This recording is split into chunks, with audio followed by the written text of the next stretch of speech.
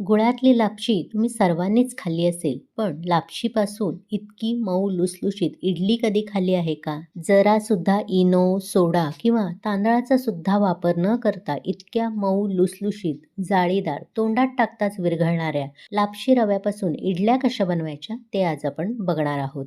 ही इडली तुम्ही बघू शकता. टेक्स्चरवरूनच तुम्हाला कळलं असेल किती मस्त मऊ लुसलुशीत झाली आहे. या इडल्यांसोबत खाण्यासाठी एक झटपट अशी ओल्या नारळाची फोडणीवाली चटणी सुद्धा मी तुम्हाला दाखवणार आहे. चला तर मग लगेचच पाहूया पौष्टिक अशा दलियाच्या किंवा लापशी रव्यापासून इडली आणि चटणी कशी बनवायची. नमस्कार, मी प्रेषिताच किचनमध्ये तुम्हा सर्वांचे पुन्हा एकदा खूप खूप स्वागत करते. लापशी रवा किंवा दलियापासून इडली कशी बनवायची ते आज आपण बघणार आहोत. त्यासाठी सर्वात आधी एका बाउलमध्ये मेजरमेंट कपचा 1 कप भरून इथे मी दलिया किंवा लापशी रवा घेतला आहे.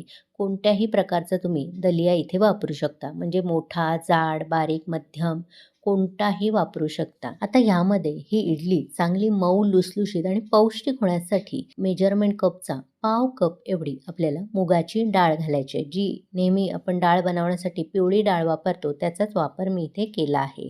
त्यानंतर 2 मोठे चमचे भरून फक्त आपल्याला उडदाची डाळ घालायची आहे. यामुळे इडली चांगली फर्मेंट व्हायला मदत होते. उडीद डाळ जर तुम्ही खात नसाल तर फक्त पिवळी मुगाची डाळ इथे वापरली तरी देखील चालेल. आता एक छोटा चमचा भरून मेथी दाणे घालायचे. आता यामध्ये भरपूर असं आपल्याला पाणी घालायचं आहे आणि हे सर्व पदार्थ चांगले 2 ते 3 वेळा स्वच्छ असे पाण्याने धुवून घ्यायचे आहेत. इथे मी पाणी पूर्णपणे टाकून दिलं आहे, हे धुवून घेतलं आहे. आता यामध्ये भरपूर असं पाणी घालायचं, म्हणजे हे तिन्ही पदार्थ बुडतील इतकं आपल्याला पाणी घालायचं आहे आणि झाकण लावून साधारण 2 ते 3 तास असंच आपल्याला भिजत घालायचं आहे, म्हणजे यामधला दलिया, मुगाची डाळ चांगली अशी फुलून येईल. इथे 2-3 तास झाले आहेत. आपले पदार्थ सुद्धा भिजले गेले असतील. तोपर्यंत इथे एक मी बाउल घेतला आहे. त्यामध्ये 1/2 कप एवढे आपल्याला जाड पोहे वापरायचे. नेहमी जे कांदे पोहे बनवण्यासाठी पोहे वापरतो त्याचाच वापर केला आहे. आता या पोह्यांमध्ये पाणी घालायचं आणि पोहे सुद्धा स्वच्छ धुवून घ्यायचे.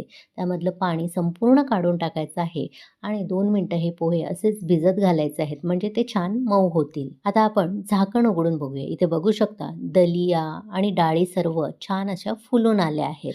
आता एक मिक्सरचं भांडं घ्यायचं आणि ह्यामध्ये हे भिजवलेले सर्व पदार्थ घालायचे आहेत. सोबतच आपण जे भिजवून मऊ केलेले पोहे आहेत ते सुद्धा घालायचे आहेत. यामध्ये जे पाणी आहे ते सुद्धा आपल्याला वापरायचं आहे. वरून एक्स्ट्राचं पाणी घालण्याची गरज नाही. आता मिक्सरचं झाकण लावायचं आणि मिक्सरला हे सर्व पदार्थ आपल्याला चांगले गुळगुळीत असे वाटून घ्यायचे आहे. वाटलेलं मिश्रण एका बाउलमध्ये मी काढून घेणार आहे. कन्सिस्टन्सी बघू शकता. फार जास्त घट्ट ठेवायचे नाही किंवा फार जास्त पातळ सुद्धा ठेवायचे नाही. आता हे तुम्ही पीठ हाताने सुद्धा फेटून घेऊ शकता किंवा एखादी पळी, विस्करचा वापर करून चांगलं 2 ते 3 मिनिटं पीठ हलकं होईपर्यंत आणि एकजीव होईपर्यंत आपल्याला फेटून घ्यायचं आहे.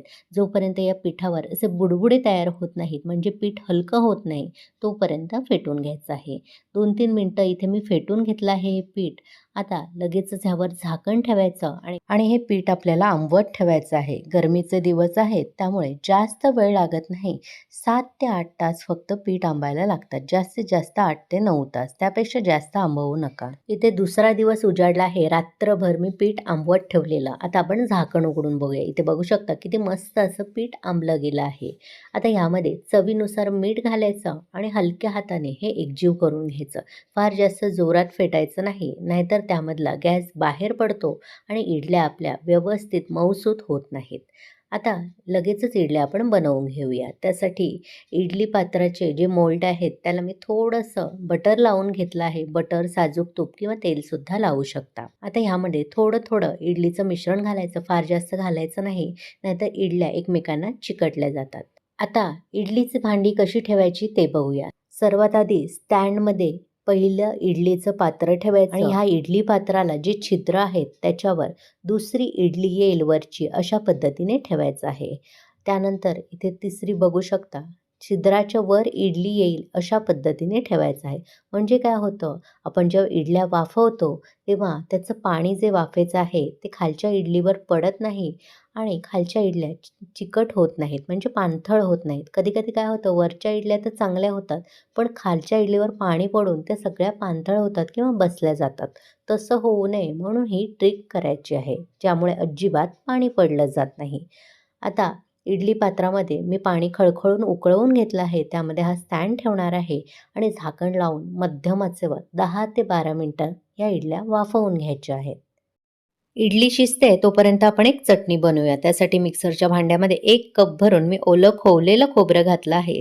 त्यामध्ये अर्धा इंच आल्याचे तुकडे घालायचे आहेत. 3 ते 4 लसणाच्या पाकळ्या घालायच्या आहेत. त्यानंतर ह्यामध्ये 2 हिरव्या मिरच्या मी तोडून घालणार आहे. तिखटानुसार तुम्ही प्रमाण कमी अधिक करू शकता. सोबतच एक मोठा चमचा भरून भाजकी चणा डाळ घालायची आहे. चवीप्रमाणे मीठ घालायचं आहे आणि किती घट्ट किंवा पातळ चटणी हवी आहे त्यानुसार पाणी घालायचं आहे आणि चटणी छान बारीक वाटून घ्यायची.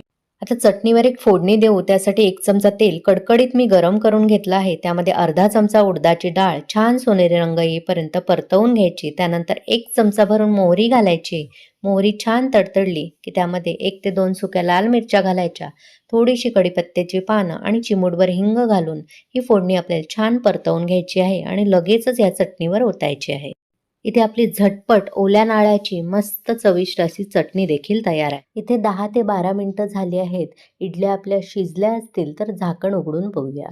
इडलीच्या बरोबर मध्यभागी अशी टूथपिक किंवा सुरी घालायची. स्वच्छ बाहेर येते म्हणजे इडली आपली शिजली गेली आहे असं समजायचं. आता लगेचच गॅस बंद करायचा आणि ह्या इडल्या आपल्याला इडली पात्रामधून काढून बाहेर ओट्यावर ठेवायचं आहे. पहिली महत्त्वाची चूक आपण इथे करतो ती म्हणजे इडल्या शिजल्यावर सुद्धा आपण इडली पात्रात तशाच ठेवतो आणि त्यामुळे सुरुवातीला जरी मऊ लुसलुशीत इडली असली तरी ती तशीच इडली पात्रात ठेवल्यामुळे ती इडली जास्त शिजली जाते, ओव्हरकुक आणि त्यानंतर इडली कडक व्हायला सुरुवात होते. त्यामुळे ही चूक करायची नाही. इडली एकदा शिजून झाली की लगेच इडली पात्रातून बाहेर काढून ओट्यावर ठेवायची. 2 मिनिटं गार करून घ्यायची आणि त्यानंतर इडल्या लगेचच आपल्याला या पात्रापासून वेगळ्या करून घ्यायच्या आहेत. इथे बघू शकता किती मऊ लुसलुशीत आणि मस्त अशा इडल्या तयार झाल्या आहेत. अजिबात आपण तांदळाचा वापर केला नव्हता. उडीद डाळसुद्धा जास्त वापरली नव्हती. मूग डाळ आणि दलियाचा वापर करून इतकी मऊ लुसलुशीत पौष्टिक इडली तयार केली आहेत. लगेचच ह्या इडल्या मी गरमागरम सर्व्ह करून घेते. तुम्हाला माझी आजची रेसिपी, इडली बनवण्याची पद्धत आणि पौष्टिक इडली कशी वाटली? आवडली असेल तर रेसिपीला एक लाईक करा, शेअर करा. प्रेषिताच किचनला सबस्क्राईब करून नोटिफिकेशनचं ऑलचं बटन दाबायला विसरू नका. जेणेकरून माझ्या अशाच सर्व रेसिपी तुम्हाला लगेचच पाहता येतील. या इडलीसोबत खाण्यासाठी आपण तयार केलेली ओल्या नारळाची फोडणीवाली चटणीसुद्धा मी सर्व्ह करून घेत आहे. इथे बघू शकता इडली मी तुम्हाला तोडून दाखवते. किती मऊ लुसलुशीत आणि आतून जाळीदार झाली आहे. जरासुद्धा इनो सोड्याचा वापर न करता इतक्या मस्त आपण इडल्या तयार केल्या आहेत. तुम्हीसुद्धा करून बघा आणि कशा झाल्या ते कमेंट करून मला नक्की कळवा. चला तर मग पुन्हा भेटू अशाच मस्त, स्वादिष्ट, भरपूर टिप्स, अचूक प्रमाण आणि एखाद्या नवीन रेसिपीसह. धन्यवाद.